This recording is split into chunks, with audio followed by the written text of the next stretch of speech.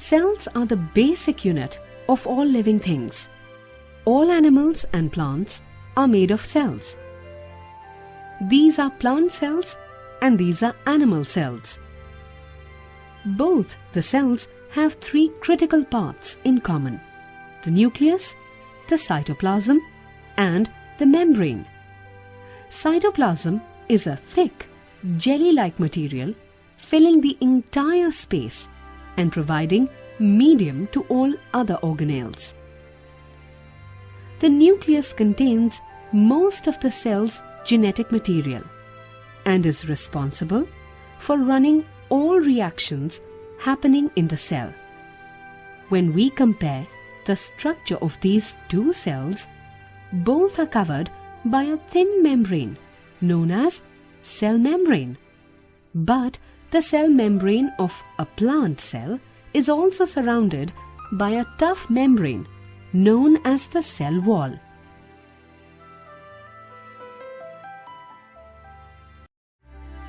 Cell wall present in plant cells is a tough layer.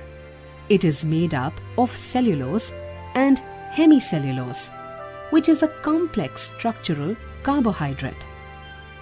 It gives mechanical strength and keeps the cell in shape.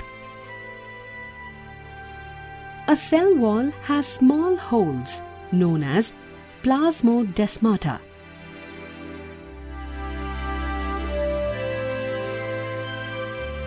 The middle lamella is a jelly-like substance that keeps the adjacent cells glued together.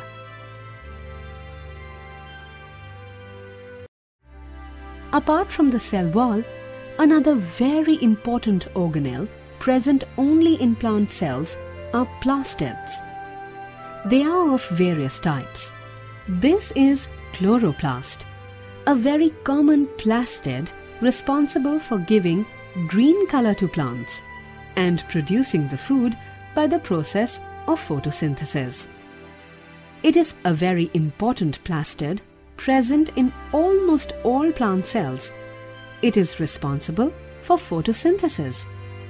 It contains a permeable outer membrane and a less permeable inner membrane.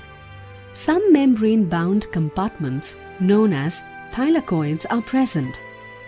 The thylakoid membranes are surrounded by a fluid stroma which contains some enzymes needed for photosynthesis reaction. One thylakoid stack is known as granum. The thylakoids have chlorophyll molecules embedded in their membrane. That chlorophyll uses sunlight to produce glucose. When the energy from the sun hits a chloroplast, several reactions take place and glucose is produced. Glucose is stored in the form of starch. Chromoplasts do not contain chlorophyll, but their job is to make the plant look pretty. Chromoplasts are found in flowers, responsible for their bright colors. They are also present in other parts of plants like leaves, fruits, etc., and are responsible for their distinctive colors. Leucoplast.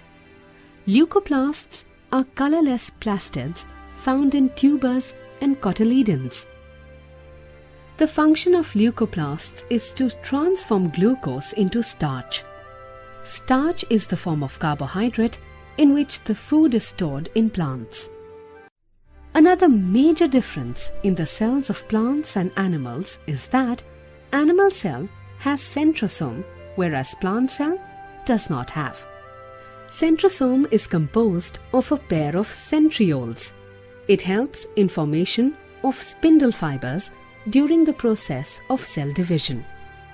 Centrioles are found to be positioned at right angles to each other, but not touching each other.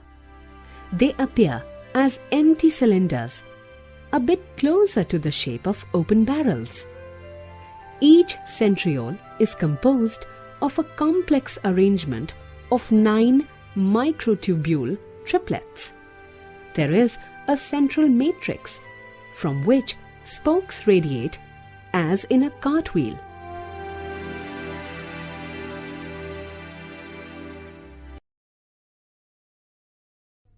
One more difference between two types of cells is regarding vacuoles.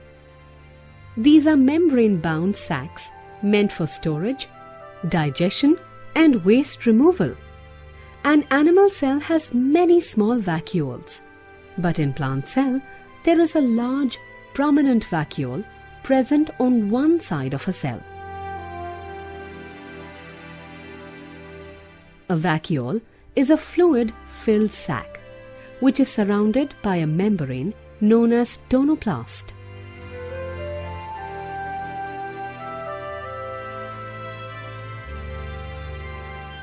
A mature plant cell contains a single large central vacuole, which occupies more than half of the total cell volume. It stores food, water, and waste. It gives support to soft structures such as leaves. If you forget to water your pot plants, the leaves droop. This is because the vacuoles are not as full of water as they could be, and the cells have become flaccid. Certain microorganisms have contractile vacuoles that help to regulate water balance in these organisms. These vacuoles periodically expand and contract for filling and expelling their content to the exterior of the cell. This mechanism probably removes the water which enters the cell by osmosis from the environment or with food. Let us talk about the organelles which are common in both types of cells. This is endoplasmic reticulum, an interconnected network of tubules present in continuation of nuclear membrane. It is of two types: smooth endoplasmic reticulum and rough endoplasmic reticulum. When the ribosomes are found attached to the outer surface of the endoplasmic reticulum, then it is known as rough endoplasmic reticulum. The function of rough endoplasmic reticulum is to perform the synthesis of proteins and transport of many biochemical compounds in a cell.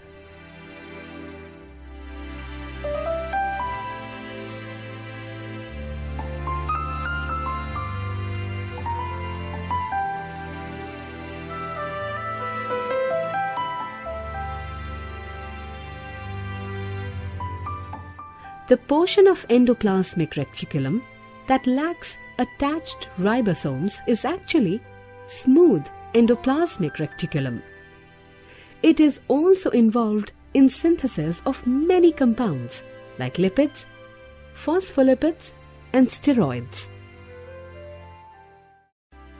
Ribosomes. Ribosomes are found in many places around the cell. You might find them floating in the cytoplasm or on the endoplasmic reticulum. A ribosome is made up of two subunits, one small and the other large.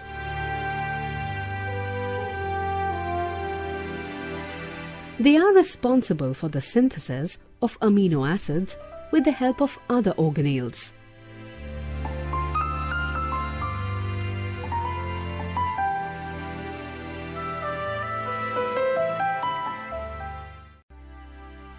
The Golgi apparatus consists of a series of flattened, stacked pouches called cisternae.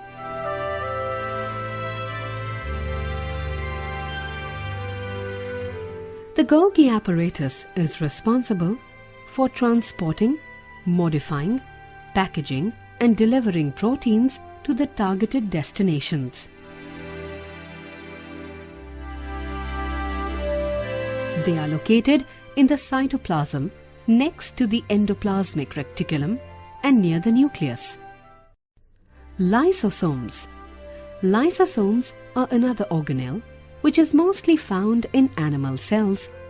It is a membrane-bound sac that contains hydrolytic enzymes. These enzymes digest or break down complex organic molecules such as proteins, lipids, polysaccharides, etc. They are also capable of digesting worn-out cell organelles. Therefore, they are also known as suicidal bags. Microfilaments. They are fine, thread-like fibers made up of protein, actin. Microtubules. Microtubules are hollow tubes made up of protein, tubulin. Intermediate filaments, which are larger in size than microfilaments but smaller than microtubules, present in the form of cilia or flagella. All these three components work together to enhance structural integrity, cell shape, and cell motility. Mitochondria. They are usually described as cellular power plants because they generate most of the cell's energy in the form of adenosine triphosphate. It is a double-layered structure having a fairly smooth outer membrane and a folded inner membrane. The folds of inner membrane are known as cristae. The cristae greatly increase the inner membrane surface area. The space between two membranes is known as inner membrane space and is filled with a fluid known as matrix. The matrix is a complex mixture of enzymes that are important for the synthesis of ATP molecules, special mitochondrial ribosomes, tRNAs, and the mitochondrial DNA. Because of their capacity to produce energy for the cell, they are known as powerhouses of the cell.